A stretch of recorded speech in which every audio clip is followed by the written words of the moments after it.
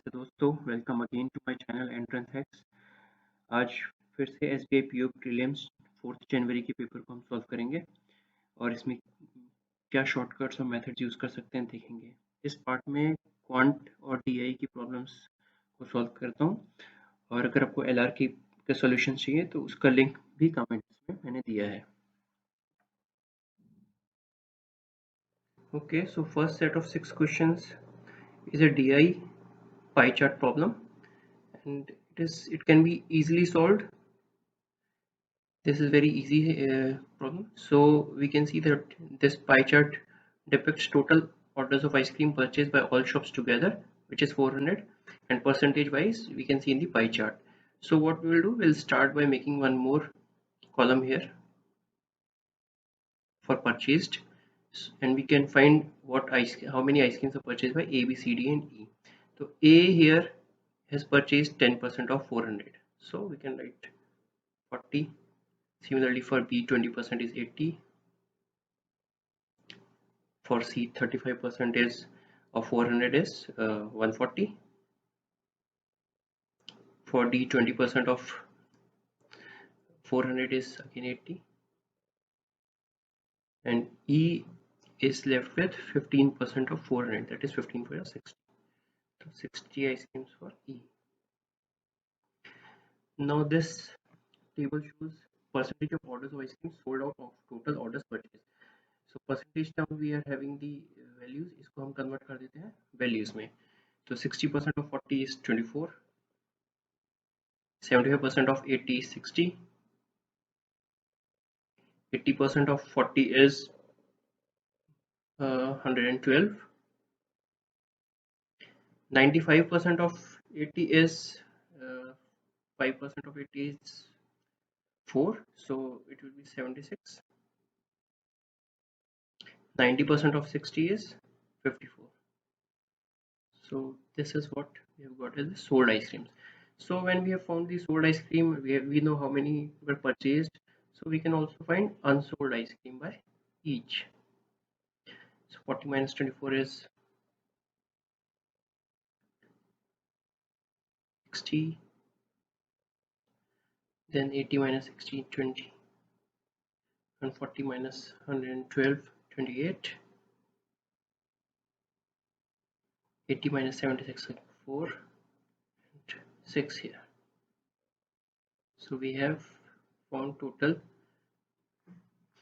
purchased ice cream, total sold ice creams, and total unsold ice creams. First question of the set is total unsold order of ice cream by shop E is what percent more than the total unsold order of ice cream by shop D. So unsold order of ice cream by shop E is 6 and total unsold order of ice cream by shop D is 4. So this is very simple. So it is 2 more. So that means 50% more. 2 of 4 is 50%. So answer is B for here, this question. Then question, out of total order of ice cream sold by shop B की total sold ice cream थी 60, 25% are chocolate. Okay, 60 का 25% chocolate है, so that is 15 chocolate, 15% of vanilla, that is 9 ice creams are vanilla, and rest are strawberry. तो rest strawberry है, यानी कि 24 minus from 60 is 36.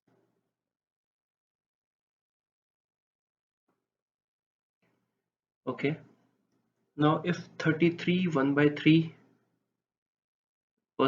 and 75% of total order of chocolate and vanilla were sold, there's 33 1/3% of chocolate and 75% of vanilla, and find the total orders of strawberry purchased by B. तो purchase B ने करी थी total 80, हमें पता है B का, तो हमें पता है 1/3 ice cream 33 1/3 is 1/3 of the ice cream जो है सोल्ड हो गई चॉकलेट की। तो 15 अगर 1/3 है तो परचेज उसने 45 करी होगी। सिमिलरली वनीला का अगर 75% 9 है, यानी कि 3/4 अगर 9 है तो टोटल इज 12 आइसक्रीम जो इसने परचेज करी होगी। स्ट्रॉबेरी कितनी परचेज करी होगी? 80 माइनस 45 माइनस 12, तो 23 स्ट्रॉबेरी आइसक्रीम परचेज करी थी। तो answer is D. In this question, the cost price of each order purchased by shop D is rupees 200. Okay, तो D ने 80 आइसक्रीम्स परचेज करी थी एट द रेट ऑफ 200। तो 200 into 80, उसका कॉस्ट प्राइस जो था D का था 200 into 80, that is 16,000। Shop D sold 25% orders at rupees 175। Shop D ने टोटल सेल करी है हमारी 76। 76 का 25% इज 19। 19 आइसक्रीम सोल्ड करी है तो सेलिंग प्राइस लगा लेते हैं। 19 सोल्ड करी है एट 175 ईच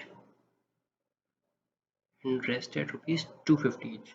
रेस्ट सोल्ड करी है 76 में से जो बची दैट इज 57 आइसक्रीम बची हमारे पास। 57 उसने सोल्ड करी है 250 की। तो कैलकुलेशन इजी करने के लिए हम ऐसे कर लेते हैं 19 175 प्लस 19 3 57 होता है तो 3 इंटू 250 is 750। तो सेलिंग प्राइस हमारे पास आ गया है 19 इंटू 925।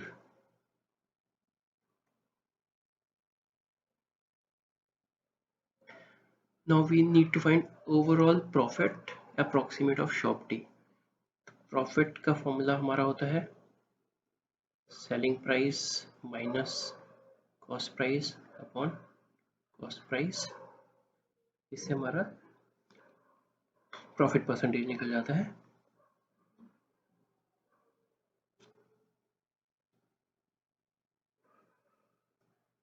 तो ये हमारा प्रॉफिट परसेंटेज निकल जाता है। तो सेलिंग प्राइस इसमें 19 इंटू 925 है माइनस 16,000 अपॉन 16,000।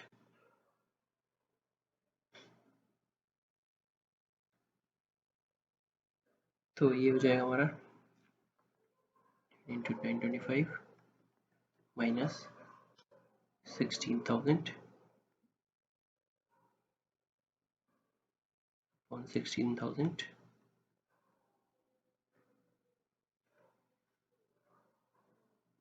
तो इससे हमारा निकल जाएगा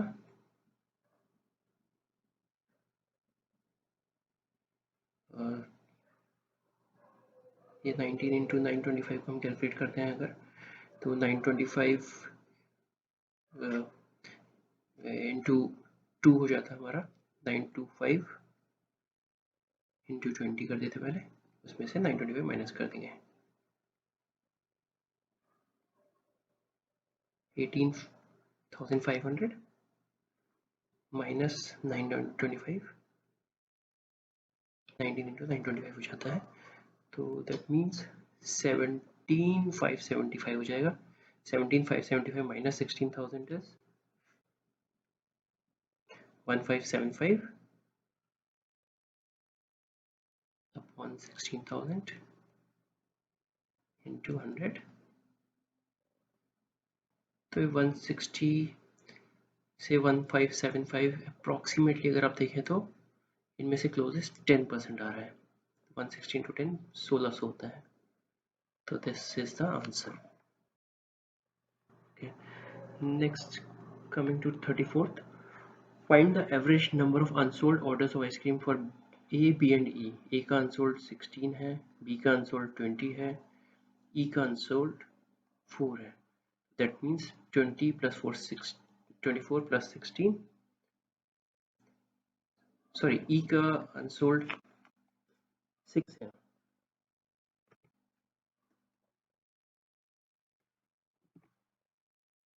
तो we get total of 20, 36, 42. 42 divided by 3, we get 16. You get 14, sorry. So 14 is the answer. 14, 3 or 42. Coming to question number 35. If total orders of ice cream purchased by shop X, okay, this is new shop, more than that of B, तो हम यहाँ पे एक और shop add कर देते हैं X. Total orders of ice cream purchased by shop X is 25% more than that of B. तो B ने परचेज किया था 80, 80 का 25% is 20, तो more than, तो X ने परचेज किया 100. And total unsold order of ice cream by shop X is equal to difference between total unsold orders of ice cream by shop C and D. तो C and D का unsold order हम देख लेते हैं 28 minus 4, that is 24. तो इसका भी X का unsold order is 24. And find the total sold orders of ice cream. तो sold order हो जाएगा सीधे 100 minus 24, that is 76.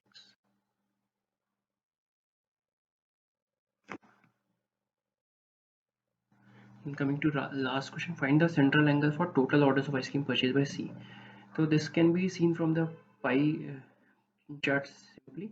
तो C का 35% परचेज ऑर्डर था, तो 35% ऑफ टोटल 360 डिग्री, क्योंकि सर्कल का 360 डिग्री टोटल एंगल होता है, 35% ऑफ 360 हम निकाल देते हैं.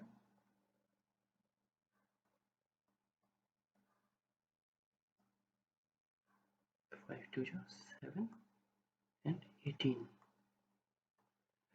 18 7 is 126. तो 126 डिग्री इसका आंसर हो गया.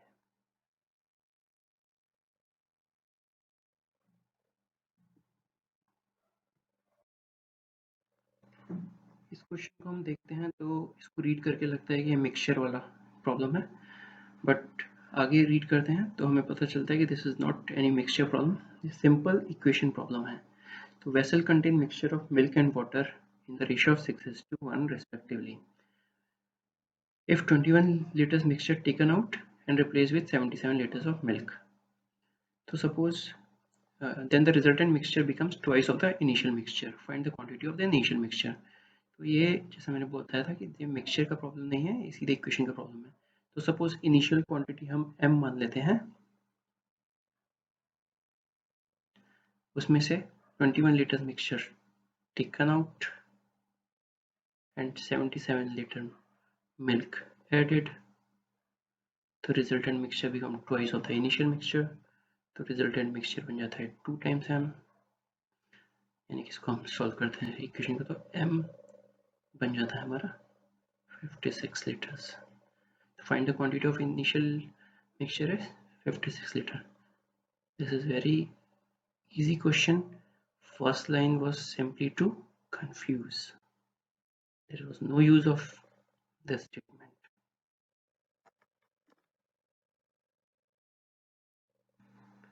ये क्वेश्चन है टाइम एंड वर्क का. टाइम एंड वर्क के कॉन्सेप्ट यूज किए गए. तो A can complete 45% work in 11/1/4 day. तो ए अगर 45% करता है 11/1/4 यानी 45/4 डेज में, तो 100% वर्क कितने दिन में कर लेगा? इन 55/200 डेज में, दैट मीन्स 25 डेज में. सिमिलरली बी जो है 30% वर्क कर लेता है 3 डेज में, तो 100% वर्क कर लेगा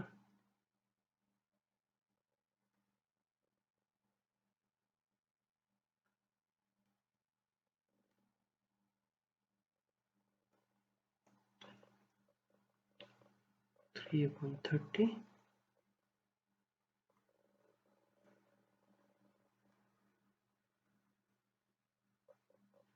10 डेज में।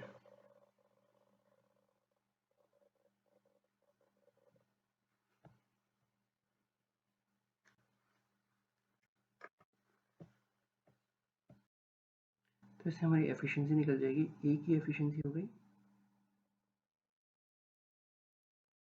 एक दिन में 1/25 ऑफ वर्क कर सकता है। बी जो है एक दिन में 1/10 ऑफ द वर्क कर सकता है। हमारा क्वेश्चन आ गया है, if A B and C can do the same work in 1/4 days then find that C is how much % less efficient than A। तो A की एफिशिएंसी हो गई 1/25, B की हो गई 1/10, C की एफिशिएंसी हो गई 1/C मान लेते हैं। तो ये टोटल वर्क करते हैं 25/4 डेज में, यानी कि 4/25 वर्क 1 डे में, तीनों मिलके करते हैं। तो इससे हमारी कैलकुलेशन करते हैं।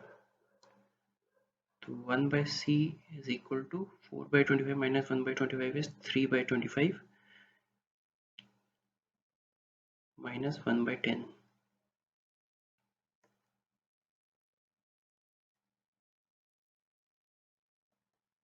1/50। तो C की एफिशिएंसी 1/50 है, यानी कि C जो है टोटल वर्क 50 डेज में कर सकता है। Now question is find that C is how much % less efficient than A। C को 50 दिन लग रहे हैं काम करने में, A को 25 डेज लग रहे हैं। C को डबल द टाइम लग रहा है, that means C is 50% less efficient than A। तो answer is B। 6 years ago the ratio of age of Kunal to Sagar was 6/5। तो मान लेते हैं कि आज की एज कुणाल की K है, 6 years ago 6 होगी माइनस 6 होगी, ऐसे ही सागर की S माइनस 6 होगी विच इज इक्वल टू 6/5।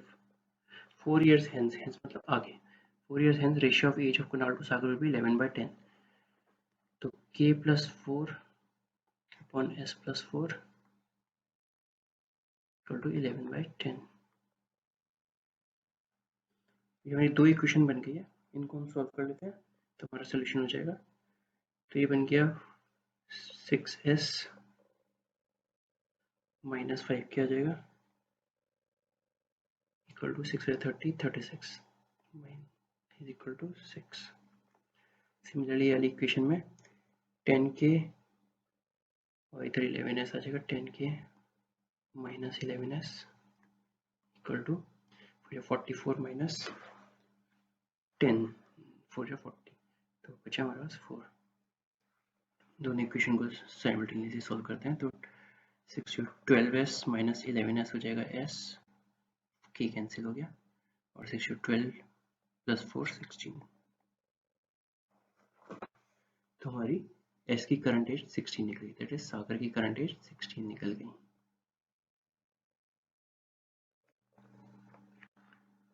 ये क्वेश्चन इन्वेस्टमेंट का क्वेश्चन है जिसमें ए और बी ने बिजनेस स्टार्ट किया।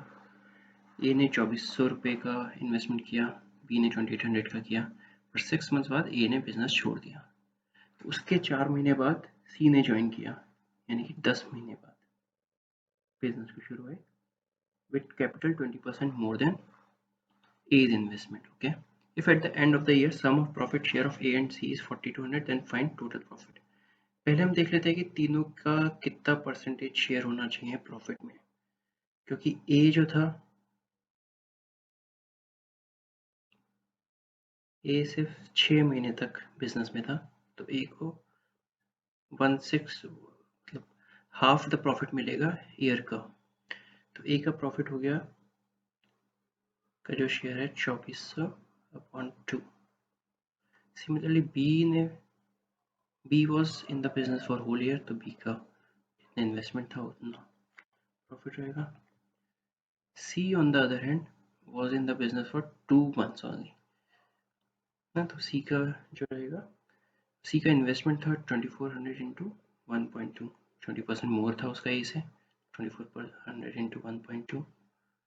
देन इसका जो टाइम पीरियड था जो इसने स्पेंड किया है 2 मंथ्स, that means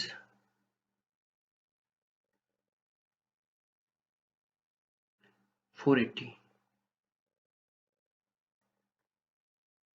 क्या 1200 हो गया। तो इस रेशियो में इनका को प्रॉफिट मिलना चाहिए। तो 1200 is to 2800 is to 480 का रेशियो में प्रॉफिट मिलना चाहिए। इसका हम थोड़ा और सिंपल रेशियो बना देते हैं, 0 पे हटा देते हैं। Then we see 4 से डिवाइड हो रहे हैं सारे, 30 70 12, अब भी 2 से डिवाइड हो रहा है तो रेशियो हमको जो मिलता है 15:35:6 का रेशियो में इनको प्रॉफिट डिवाइड होगा। तो ए को जो प्रॉफिट मिलेगा वो मिलेगा प्रॉफिट का 15 अपॉन टोटल जो शेयर होता है 35 + 15 50 56। तो ए का शेयर इतना बनता है, ठीक है। सिमिलरली बी का शेयर कुछ बनेगा और सी का शेयर क्या होगा, ए और सी का शेयर चाहिए जो टोटल 4200 के अराउंड है। तो सी का शेयर हो गया 6/56, दिस इज इक्वल टू 4200। तो इसको हम इस तरह से लिख सकते हैं P21/56 इज इक्वल टू 4200। तो 21 से 4200 जो है 21 से डिवाइड हो जाता है, तो P is equal to 56 into 4200 divide by 21 is 200, 56 2 000। तो then find the total profit जो है 11200, 11200। This is our answer. Compound interest का एक सिंपल सा क्वेश्चन है। हम एक man borrowed ₹12,000 on compound interest at the rate of 20% per annum, and at the end of first year man again borrowed ₹X more on compound interest at the same rate of interest. If at the end of the second year man paid total amount of ₹20,400, then find the value of X. Okay, तो compound interest निकालने के लिए 12,000 उसका initial amount था जो उसने 2 साल बाद पे किया।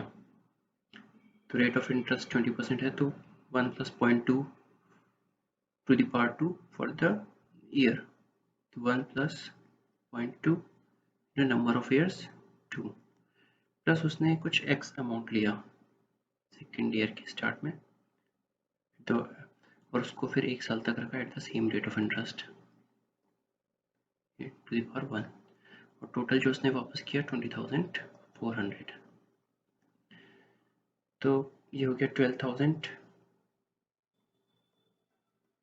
Into 1.2 plus x equal to 20,400 upon 1.2।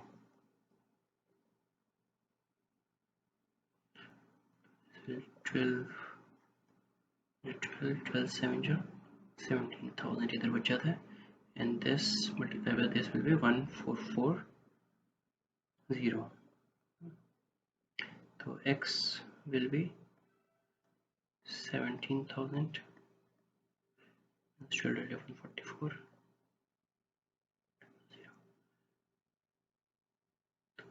this will be 2600 rupees। तो जो उसने सेकेंड ईयर पे अमाउंट लिया x, उसकी वैल्यू है 2600, दैट इज t।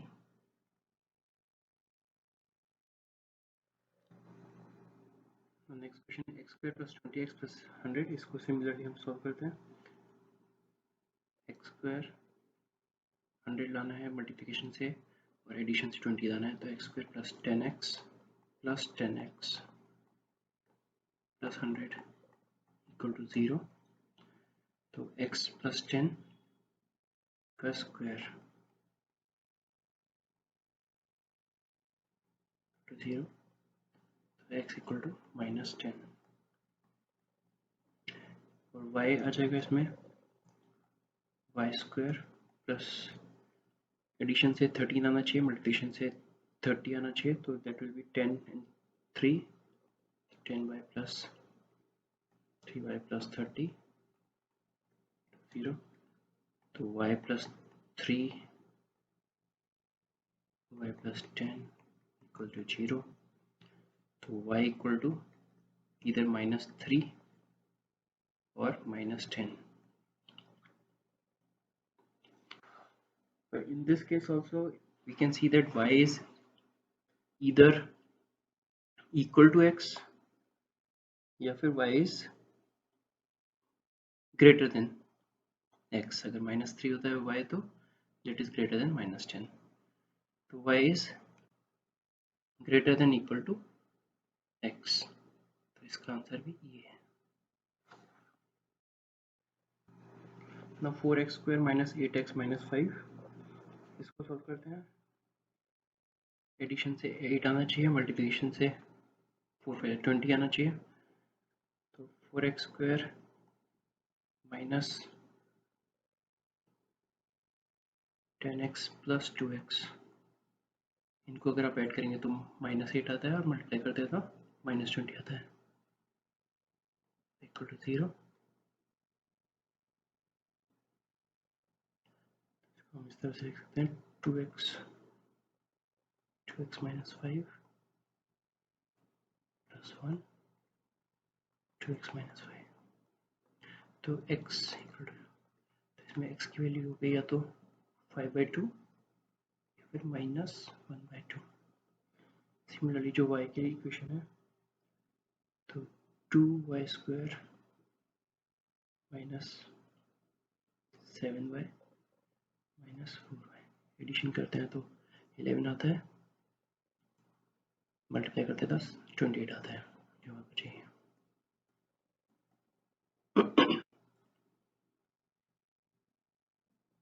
तो ये हो गया हमारा y 2y माइनस 7 माइनस 2 और 2y माइनस 7 इक्वल टू 0। तो इससे हमारी y की वैल्यू जो आती है तो 2 आती है या फिर 7/2 आती है। इसको अगेन हम एक नंबर लाइन पर लगा के देखें तो x हो गया हमारा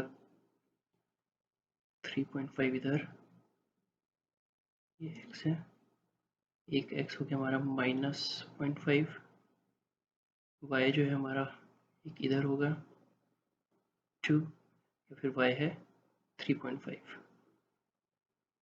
यहाँ पे, तो y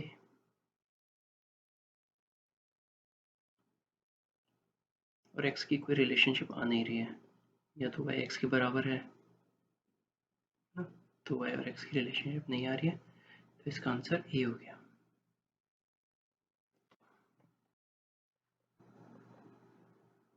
नेक्स्ट क्वेश्चन पे आते हैं।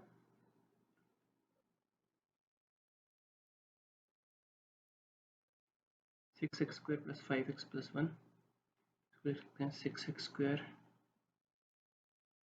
Plus 3x plus 2x plus 1, this will be equal to 0। तो इसमें 3x कॉमन ले लिया, तो अंदर बचा 2x plus 1 plus 1 2x plus 1 equal to 0। तो x की वैल्यू आती है हमारी -1/3 या फिर -1/2। सिमिलरली y को सॉल्व करते हैं, 20y square plus 4y plus 5y plus 1 equal to 0। लिख सकते हैं 4y कॉमन ले ले इधर, तो 5y प्लस 1 प्लस 1, तो y की वैल्यू जो निकलती है हमारी -1/4 या फिर y की वैल्यू निकलती है -1/5। तो इसमें हम देखते हैं कि y की वैल्यू जो भी है that is always greater than x, तो इसका आंसर सी हो जाता है।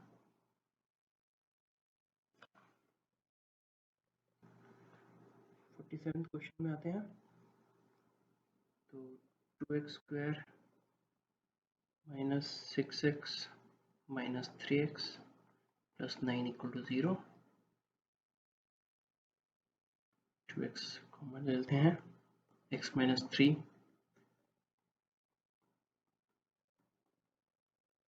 तो x इसमें या तो 3/2 है या फिर x की वैल्यू 3 बन जाती है। y की value y² minus 9y minus 8y बन जाता है, प्लस 12 इक्वल टू 0। 3y इसमें भी कॉमन आ जाता है, 2y minus 3 minus 4 2y minus 3। इसमें y की वैल्यू जो है इधर 4/3 है या फिर 3/2 है। तो y इज इधर इक्वल टू या फिर y is less than x। 4/3 देखे तो लेस है 3 से, तो x is greater than equal to y इसमें, तो D इसका आंसर हो जाता है। Here we have one more question on investment. So A invested rupees X in scheme on simple interest at the rate of 20% per annum for 2 years. B invested rupees Y in the same scheme. If interest got by A is rupees 480 more than that of B after 2 years, if X is 25% more than Y, then find the value of sum invested by A and B. Simple सा question है, दोनों के interest का difference हमारे को पता है और कितना अमाउंट है वो हमारे को पता है। तो x का जो अमाउंट है इज 1.25 टाइम्स ऑफ y। तो PRT फॉर्मूला लगाते हैं सिंपल इंटरेस्ट का, I is equal to PRT upon 100 का ये फॉर्मूला होता है, तो लगाते हैं। तो x का जो इंटरेस्ट होगा वो होगा 1.25 टाइम्स ऑफ y जो उसका प्रिंसिपल अमाउंट है इंटू 20% इंटू 2 years माइनस जो हमारा b का अमाउंट जो इंटरेस्ट मिलेगा विच इज़ y जो उसने प्रिंसिपल अमाउंट लगाया, सेम रेट ऑफ इंटरेस्ट है एंड सेम टाइम है, इट इज इक्वल टू 480।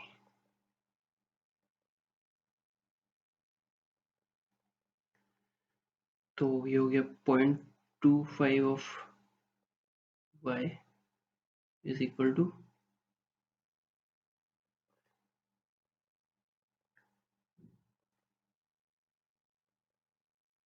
हमने एक 100 लगाना रह गया था, तो इन दोनों को माइनस करके आया 0.25y और 20 टू 40 यहाँ पे डिवाइड हो जाएगा, 480 40 से 100 से मल्टीप्लाई हो जाएगा।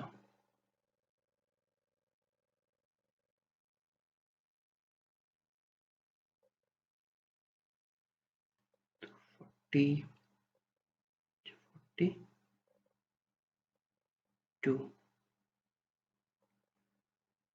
तुम्हारा y हो गया 1200 डिवाइडेड बाय 0.25, तो 0 पड़ गए, ये हो गया 25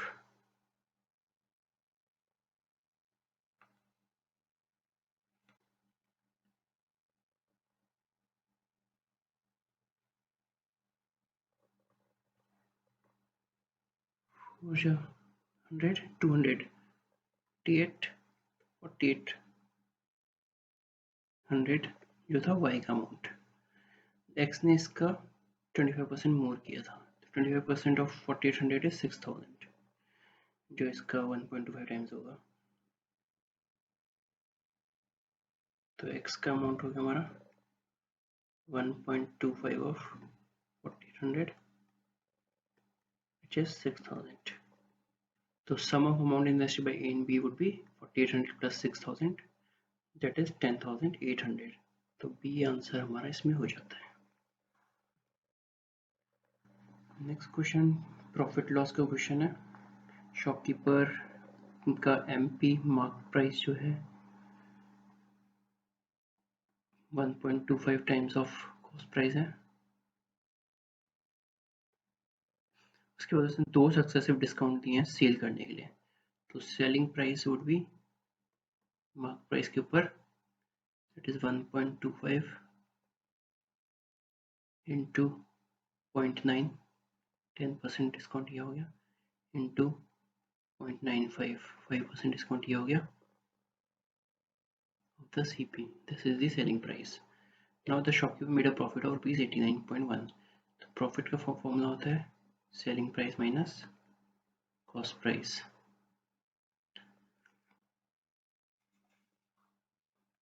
तो इधर हमारा जो था 1.25 इंटू 0.9 इंटू 0.95, इसको कैलकुलेट करते हैं तो इसका आ जाता है 1.06875। ये थोड़ा सा टाइम कंज्यूमिंग कैलकुलेशन है, तो अगर टाइम नहीं हो आपके पास तो इस क्वेश्चन को आप लंबी कैलकुलेशन की वजह से अवॉइड भी कर सकते हैं। तो हमारा प्रॉफिट हो गया, सेलिंग प्राइस जो है हमारा 1.06875 CP माइनस CP, तो हमारे पास है 0.06875 CP। प्रॉफिट था हमारा 89.1। देखिए एक बड़ी कैलकुलेशन यहाँ पर आई, दूसरी कैलकुलेशन अब यहाँ पर है, तो cost price is equal to 89.1 upon 0.06875। इसको कैलकुलेट करते हैं तो हमारा कॉस्ट प्राइस आ जाता है 1296 रुपये, 1296 रुपीज़ हमारा कॉस्ट प्राइस आ गया। Now find at what price shopkeeper sold the jeans to make a profit of 40%। अभी कॉस्ट प्राइस 1296 है, इसके ऊपर अगर 40% प्रॉफिट लगाएं तो what will be our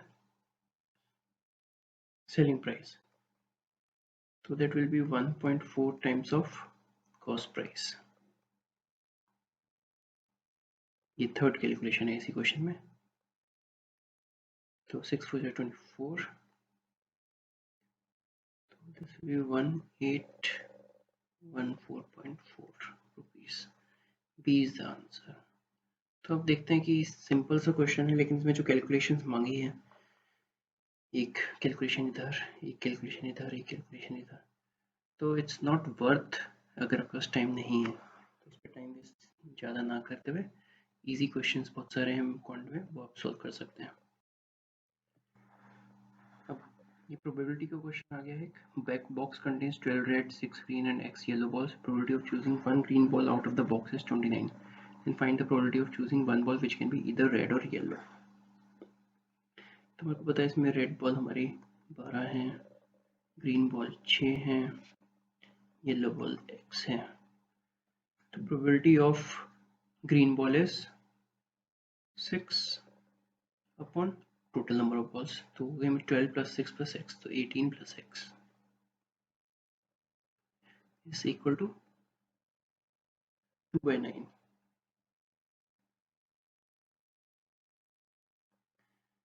solve करते हैं। 6 9 54 minus 36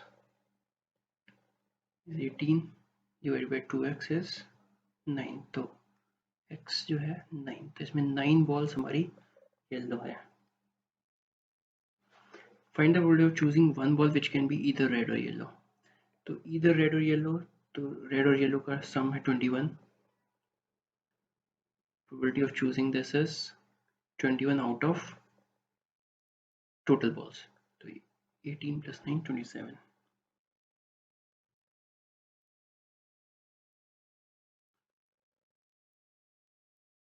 3 7 and 3 9, so this 7/9 is our probability, this is the probability 7/9। इसमें शायद ये आया नहीं है सही से क्वेश्चन, 7/9 इसकी प्रोबेबिलिटी आ गई। When digits of the two digit numbers are reversed, number obtained is 9 less than twice of the original number। तो हम मान लेते हैं कि नंबर की यूनिट डिजिट पे y है और टेंथ डिजिट पे x है, तो जो हमारा नंबर बना that is 10 times x plus y, ये हमारा ओरिजिनल नंबर है। अब इसकी रिवर्स कर देते हैं तो नंबर जो ऑब्टेन होगा that is 9 less than twice of the original number. तो 2 times of this minus new number that is form, यानी कि रिवर्स कर दी तो y हो जाएगी हमारी 10 times y minus plus x equal to 9। Solve करते हैं तो 20x minus x 19x minus 8y will be 9. Okay, now let's come to next statement. The new number obtained is 175% of the original number. तो new number जो हमारा form हुआ that is 10y plus x. This is 1.75 times of our original number. Original number was 10x plus y.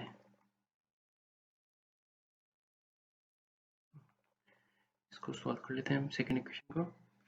तो हो गया 10y minus 1.75y, तो 8.25y is equal to 17.5x minus x, 8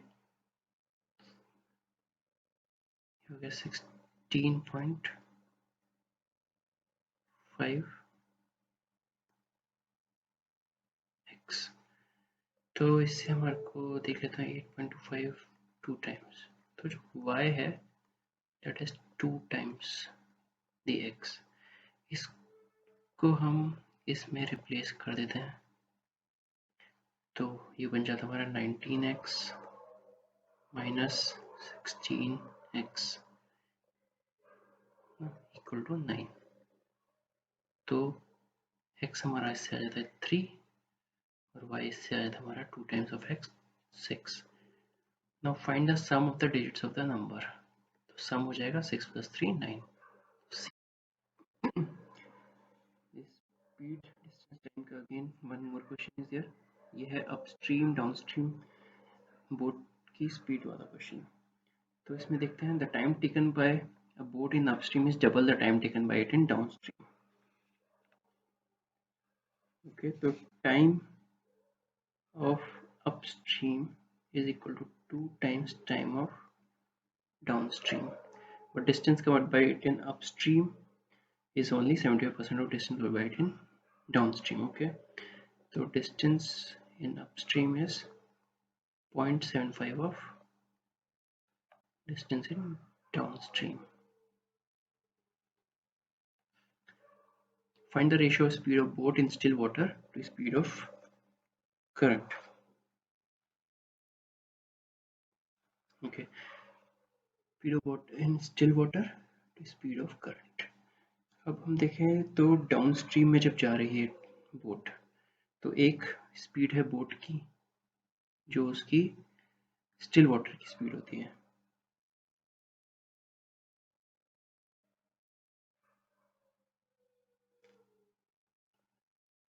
ठीक है, plus एक स्पीड होती है स्ट्रीम की जो रिवर की स्पीड होती है। तो अगर डाउन स्ट्रीम में जा रहे हैं तो दोनों स्पीड एक दूसरे को फेवर करती है, तो स्पीड हमने ऐड कर दी। तो down stream upon distance of down stream upon time of down stream, एक इक्वेशन ये आ गई। अब ऑपोजिट डायरेक्शन में है तो स्पीड ऑफ बोट हमारी ज़्यादा होनी चाहिए स्पीड ऑफ स्ट्रीम से, तभी ऊपर की तरफ जा पाएगी। और इस समय दोनों स्पीड एक दूसरे को काटती है, तो speed of boat minus speed of stream is their relative speed. This is distance of upstream and time of upstream, that is 0.75 of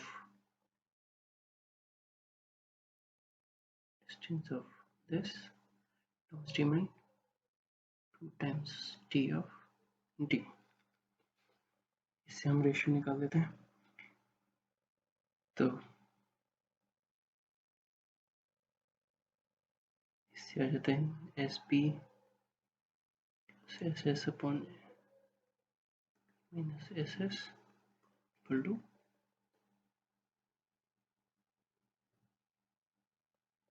2 upon 0.75, 8/3। इसको सॉल्व करने के लिए हम ऊपर जो न्यूमरेटर और डिनोमिनेटर को ऐड कर देते हैं। तो एस बी इन दोनों को ऐड करेंगे और नीचे सब्ट्रैक्ट कर देंगे। तो S P plus S B 2 times S P on 2 times S S equal to 8 + 3 11, 8 - 3 5। The speed of boat and speed of current का रेशियो हमारा 11:5 यहाँ से निकल गया। तो इसका आंसर हमारा ई हो गया। We have one more DI question with us. इसके भी 6 questions follow करते हैं। तो this can be very good if you can solve this question. तो इसमें है टोटल 5 बसेस हैं, उसमें कुछ सीट्स जो अवेलेबल है वो दे रखी है। डी और ई में क्या सीट्स हैं वो हमारे को अभी नहीं पता। Percentage of seats booked out of total available seats हमारे को पता है। उसके बाद नीचे हमारे को कुछ नोट दे रखे हैं। Total seats available in any bus is book seat plus vacant seats. Okay, total seats available in bus D and E together is 65। तो अगर हम इसको डी मान लेते हैं और इसको ई मान लेते हैं नंबर ऑफ सीट्स को, तो डी प्लस ई हमारे को मिल गया 65। यहाँ लिख लेते हैं D plus E equal to 65। Total vacant seats in all 5 buses are 40। तो हमारे को वैकेंट सीट्स नहीं पता, तो हम वैकेंट सीट्स का एक यहाँ पे एक कॉलम बना देते हैं। तो 60% ऑफ 20 जो है हमारी बुकड है, दैट इज 12 सीट्स बुकड है, 8 वैकेंट हो गई। 75% ऑफ 24 बुकड है, तो ये हो गई 18, 6 वैकेंट हो गई। 60% ऑफ 15 इज 9 बुकड है और 6 नॉन बुकड हो गई। ठीक है, उसके बाद पता है हमको total vacant seats in all 5 buses is 40। तो this total should be 40। If this total is 40, तो जो यहाँ पे 20% डी की वैकेंट सीट्स हैं और 37.5% ई की वैकेंट सीट्स हैं, उन दोनों का सम 40 माइनस दिस 3 आना चाहिए। 12 + 8 20। तो इन दोनों की वैकेंट सीट्स डी और ई की शुड बी 20। तो इसको हम कैलकुलेट कर लेते हैं। तो 20% of D seats 0.2D plus 37.5% of E seats, तो 0.375 ऑफ ई सीट्स इज 20। इसको सॉल्व करते हैं तो 0.2 से मल्टीप्लाई कर लेते हैं फर्स्ट इक्वेशन को। तो 0.2 माइनस किया तो 0.175 of E is 20 minus 0.20% of 65 is 13 is 7. So E is 7 upon 0.175.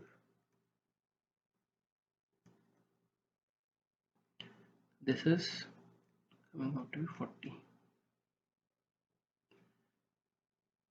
तो E जो है that is 40 जो हमारे को मिल गया है। तो 40 का 37.5 is 15 और यहाँ पे हो गया 25 booked seats। 15 ये है तो इन दोनों का सम 20 था, तो 5 हो गया। 5 is 80%, 5 is 20%, तो 80% would be 20। तो हमारे पास सबकी सीट्स पता चल गई और टोटल वैकेंट कितनी है, टोटल ये कितनी है, और 20 + 5 25, तो ये हमारी डी की सीट्स हो गई। तो हम आ जाते हैं क्वेश्चंस में एक एक करके। पहला क्वेश्चन है if total vacant seats in bus C 60% less than that of in bus C, then find number of vacant seats in D. So इधर हमने ऑलरेडी सबकी वैकेंट सीट्स और बुक सीट्स टोटल सीट्स निकाल दिए, तो दोबारा यहाँ पे कैलकुलेशन करने की हमारे को ज़रूरत नहीं पड़ेगी, हम सीधे डायरेक्टली मार्क कर सकते हैं। तो vacant seats in D is 5, तो answer is B. Find the ratio of total vacant seats in bus B to total booked seats in bus A. The vacant seats in bus B is 6 and booked seats in bus A is 12. The ratio is 1:2. Vacant seats in bus C are what percent less than vacant seats in bus A? The vacant seats in bus C is 6 and vacant seats in bus A is 8. So that is 25% less. What percent of seats remain vacant in bus A, C and D if the ratio of total seats booked in bus B to bus E is 18/25? Again इसमें हमको ये calculation करने की ज़रूरत नहीं है, हम पहले ही सारा निकाल चुके हैं। तो what percent of seats remain vacant in bus A C and D, हमको सिंपली ये निकालना है। तो ए सी और डी की वेकेंट सीट्स हो गई 8 + 6 + 5, तो दैट इज 19। और टोटल सीट्स ए सी और डी में है 20 + 15 + 25, 60।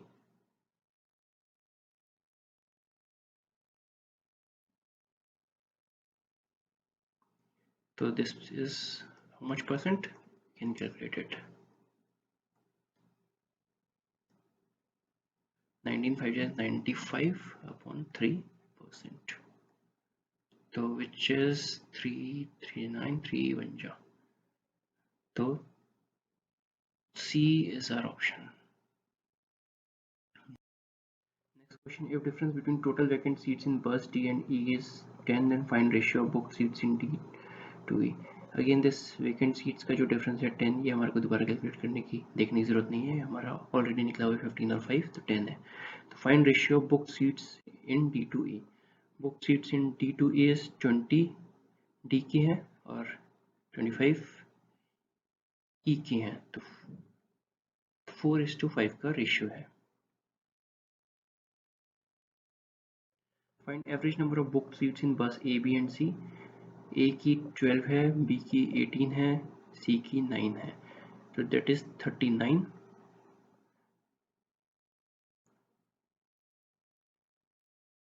by 3। एवरेज निकालने के 3 से डिवाइड कर दिया, तो this is 13। Answer is a. Again ये एक और स्कोरिंग सेक्शन है, इसमें बहुत सिंपल सी इक्वेशंस हमसे पूछी जाती है और उसको अप्रॉक्सीमेट वैल्यू हमारे को बतानी होती है। तो अप्रॉक्सीमेट वैल्यू बताने के लिए हम जो डेसिमल का होता है, डेसिमल के बाद के पॉइंट्स होते हैं, उसको नियरेस्ट वैल्यू में राउंड ऑफ कर देते हैं ताकि हमारे को कैलकुलेशन करना ईजी हो जाए। तो इसमें हम सिंपल सी कैलकुलेशन करेंगे, दिमाग में ही हो जाएगी। This is 380, this is 8 square 64, this is 901, this is 970। 970 minus 901 अगर हम कर देते हैं तो इधर हमारे पास 69 बच जाता है, 69 और इधर से हमारा 64 था। तो अब यहाँ पर हमारे पास राइट साइड पे 5 बच गया और लेफ्ट साइड पे 370 380 है, और इधर हमारे को निकालना है इस क्वेश्चन मार्क की वैल्यू। तो क्वेश्चन मार्क को हम उधर ले आएंगे और 5 को इधर लेंगे, तो क्वेश्चन मार्क की वैल्यू हमारी 385 हो जाती है। तो this is very simple question जो हम सेकंड्स में कर सकते हैं और इजीली मार्क्स स्कोर कर सकते हैं। नेक्स्ट क्वेश्चन अगेन 61, ये कंफ्यूज करने के लिए डेसिमल के बाद पॉइंट देते हैं, उसको हमको इग्नोर मारना है। तो 90% ऑफ 7000, 7 9 जा 63, तो दिस इज 6300 प्लस 24 का स्क्वायर। 24 का स्क्वायर अगर आपको डायरेक्ट नहीं आता तो 12 का स्क्वायर इंटू 2 का स्क्वायर कर सकते हैं, तो 144 इंटू 4 इज 576, और ये जैसे डिवाइड हो रहा है ये question mark is equal to 1719। इसको हम ऐड करते हैं 6300 प्लस, तो ये 6876 हो जाता है। 6876, तो एक्स हमारा 6876 अपॉन 1719 है। तो हम इसमें देखते हैं 17 और 68 का क्या रिलेशनशिप है, हम ये थाउजेंड्स वाली डिजिट देख लेते हैं। 17 4 68 होता है, तो अप्रोक्सीमेटली 4 टाइम्स जाएगा, इसका आंसर हम सीधे 4 मार्क कर देंगे without going to the actual calculation. Next 62 में 32 into 5 is 160 plus x is equal to 64% of 350। तो हम इसको कैलकुलेट कर लेते हैं थोड़ा सा। तो 50 times 2 and 50 times 7 और ये 32 times। तो ये जो है इधर 16 times 10 है ये, और ये 16 times 14 हो जाएगा। 32 into 7 कर दें या 16 into 14 कर दें, तो x will be 16 into 14 minus 16 into 10, तो 16 into 4, तो 16 into 4 हमारा 64 आंसर आ गया। नेक्स्ट है 63rd में 312 अपॉन x प्लस 13 का स्क्वायर इज 169 और इधर 20% ऑफ 910 दैट इज 1/5। तो 900 का हमारे को पता है 1/5 इज 180 और 10 का 2, तो ये हो गया 182। तो 312 upon x is equal to 182 minus 169 which comes out to be 13। तो 312 upon x हमारा 13 के बराबर है। तो 13 से ये डिवाइड होगा तो 13 2 टाइम्स जा रहा है, तो 26 and 52 4, तो x जो है हमारा वैल्यू 24 आ गई। 64th जो है 200 प्लस 12% ऑफ 500, तो 12% ऑफ 500 माइनस 64 का रूट, तो हम इसको लिख लेते हैं 200 प्लस 1200 इंटू 500, तो ये कैंसिल होता है 60 बचता है, तो दिस इज 260 माइनस 64 का क्यूब रूट इज 4 ना, तो 4 प्लस 260 minus 4 is 256, तो हमारे पास होता है 256 x के पावर 2, तो 256 is the square of 16, तो हमारा x यहाँ पे 16 निकल जाता है।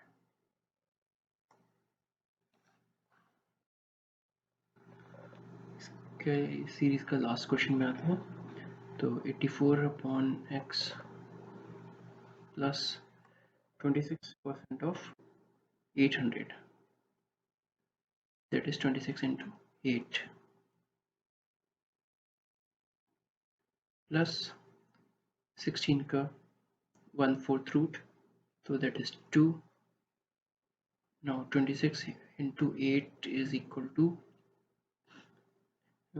इसको आप कैलकुलेट करते हैं तो ये आता है 260 minus 52, that is 208।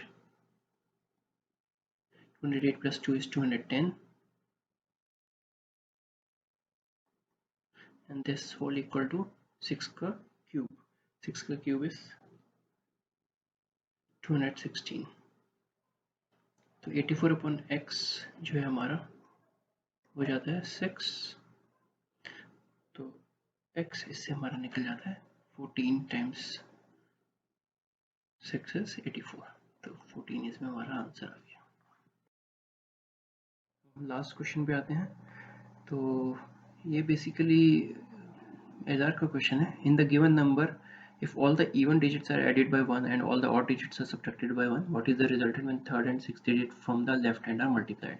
तो इसमें इंस्टेड हम सारी डिजिट्स पे अप्लाई करें, सीधे थर्ड एंड सिक्स डिजिट्स लेते हैं और उस पर जो इसने मांगा है वो अप्लाई करते हैं। तो थर्ड डिजिट जो है that is 9 and six digit is 5, तो we can see that both the digits जो इसने बोली है मल्टीप्लाई करने को आर ऑड डिजिट्स, तो ऑड डिजिट्स को हमारे को करना है सब्ट्रैक्टेड बाय 1, तो 9 minus 1 is 8, 5 minus 1 is 4, तो आंसर हमारा सिंपली 32 आ गया।